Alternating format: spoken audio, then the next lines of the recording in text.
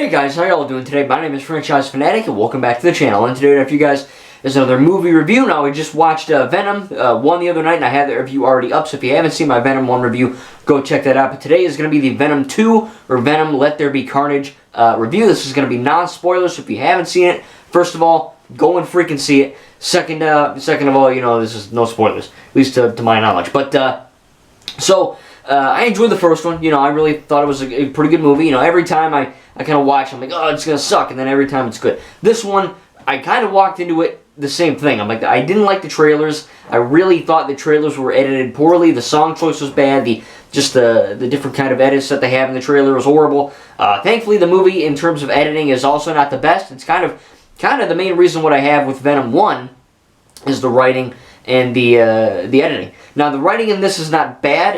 It's worse than Venom 1 just by a little bit, but the writing in this one, there's a few scenes where you're like, yeah, it's a little bit weird. I couldn't even effing tell you though. I mean, it's like one line. You know, I mean, that's it. Woody Harrelson as Cletus Cassidy. He's supposed to be kind of effed up, kind of weird. You know, they give a little backstory in there.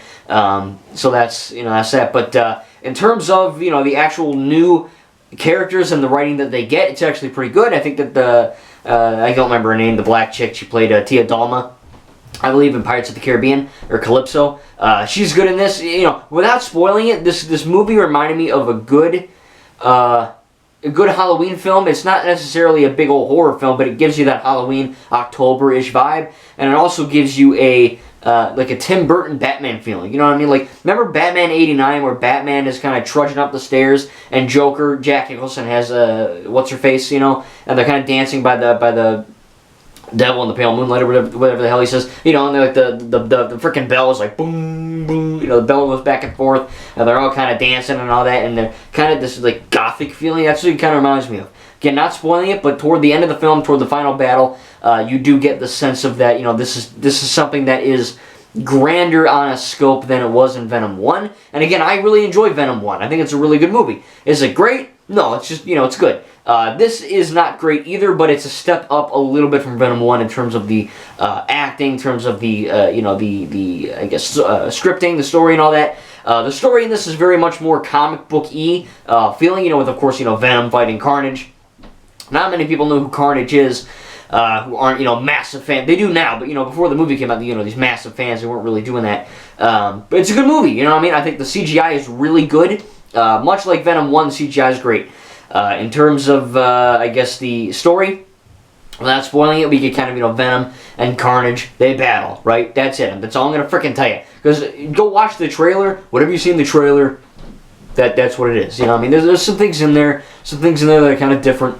But I do think that for the most part, it's got a good story. I think you're gonna like it. Without spoiling it, it's pretty effed up, pretty crazy. For PG-13 film, a lot of people bitching online. It needs to be rated R. This is borderline rated R. People getting stabbed, punch, shot, kick, the whole shebang, man. It's all happening. This is not a film for kids. Of course, PG-13, so 13 up. I would even say 15. I mean, this is more violent, more brutal than the first one. And a lot of people are like, oh, Venom needs to be R-rated. This is more aligned with that. Again, there's a few scenes where, Venom and Carnage bite some heads off, and, without spoiling, and you don't see it, perhaps, or, kind of out of focus. That I kind of am annoyed about because, the whole freaking point of Venom. But for the most part, I enjoyed that. The writing, again, good, better than the first one. Acting, really good. As far as, like, Tom Hardy being like, rah, kind of like freaking out and doing his, like, mental things that he does, I think that he's better in this one because, the dynamic between him and Venom has changed. You know what I mean? Venom's now kind of comfortable in Eddie's body, so kind of seeing them kind of like Han Solo, Chewbacca, the whole thing, or like Han Solo and Leia. They're always bickering and arguing and all that. And of course, that does lead to some consequences down the road for the film, but I'm not going to talk about that. But the score, music, good. CGI, good for the most part. Like I said, no real issues there. Normally the MCU has one of these things where, the CGI is really bad. And that one scene, I didn't have that in this film, at least for me. I don't think any of the CGI was that bad. My biggest issue, like I said, is the editing. There are some scenes in the beginning where, you're kind of trying to get who was who, who's Cletus Cassidy, who's, Tia Dalma, it's not her, but it's the same, Tia Dalma, who's Cletus, who's this dude from Suicide Squad, the effing guy that Jared Leto kills or whatever, Joker kills, and they kind of introduce that by having, you know, these different, I guess, it's hard to effing talk about it without spoiling the freaking game, or the movie, but it's borderline a way of telling the audience who these characters are in a kind of a sloppy way. So like a scene abruptly ends, or like the scene will switch from like night to day, but the guy that was talking at night is still talking during the day. I don't like that kind of editing. I think it's kind of sloppy, kind of weird. You know, if you're going to finish off an effing sentence, finish it off before you switch your scene. If you're going to, you know, do something like the Last Jedi, where, you know, Luke goes, "Where's Han?" and it quick cuts to Kylo Ren, that works. But Luke wasn't talking when you saw the Kylo Ren helmet. You know what I mean? So that's kind of weird. Again, I can't really spoil it, but there's this one scene in the beginning where a character's kind of, because they like each other, right? You could probably guess what I'm talking about. One character's punching a wall and the other lady's screaming like a freaking banshee that you see in the trailer.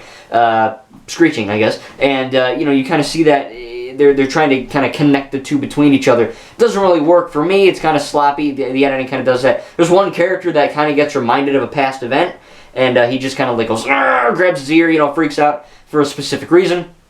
That's kind of weird as well. There's another character who technically probably will get another run around if they make a Venom 3, but you know, I'm not going to mention that, but I don't know. I enjoyed it. It was very good. Is this a great film? Is it 10 times better than Venom 1? No, it's a little bit better than Venom 1. And again, I really like Venom 1, but I think Venom Let There Be Carnage, first of all, it's a horrible effing name. Second, I do think that this had a better story, better characters, better plot, better action, better humor. It was basically everything I liked about Venom 1 and just up more, apart from the editing, which I think was a little bit worse than Venom 1. But I enjoyed it. Andy Serkis, who's normally Captain Haddock, Caesar, Snoke, effing Gollum, you know, he's everyone. He's you, he's me, he's my grandma, he's everyone. He's my dog. But I do think that he is a good director. You know, it's not like, you know, oh my god, every shot is a standout shot and it's the best thing in the frickin' world. That's not what it is. But he's competent with directing. He's pretty good. Nothing stands out, but, you know, he's fine. But I enjoyed it. You know what I mean? I really did. If you want me to do a spoiler review, probably get to that one time. Tell me in the comments if you want that. Do stay for the after credit scene. There's only one. I checked. I stayed the whole frickin' time. There's only one. Pretty shortly after the credits, so make sure to stay for that. If you're not spoiled already on the credits like I was, it's a very crazy spoiler after credit scene. That's all I'm going to say. It's effing nuts. It was just me and my mom in the frickin' theater. That was it. And I went, yes, really loud. And she was like, what? You know, and she freaked out. But it was funny because I kind of got spoiled beforehand, but I wasn't sure if it was real. And after seeing it, I'm freaking glad it's real. So that is insanely huge. I'll make a video in a little bit because I want to give people time to actually see the frickin' movie before I go talking about it. But I do think that the end credit scene is fantastic and probably just worth the entry alone. But I enjoy the action, I enjoy the humor, I enjoy the writing for the most part, I enjoy the editing sometimes. But this is a better movie than Venom 1. So I'm going to give Venom Let There Be Carnage an A-. Again, some of the editing really drew me out. Some of the scene transitions really kind of was like, whoa, it's really apparent really quick, you know. But I enjoyed the story. I thought that the whole transition between, or the whole kind of idea between Venom and Eddie was really cool. Carnage was an awesome villain.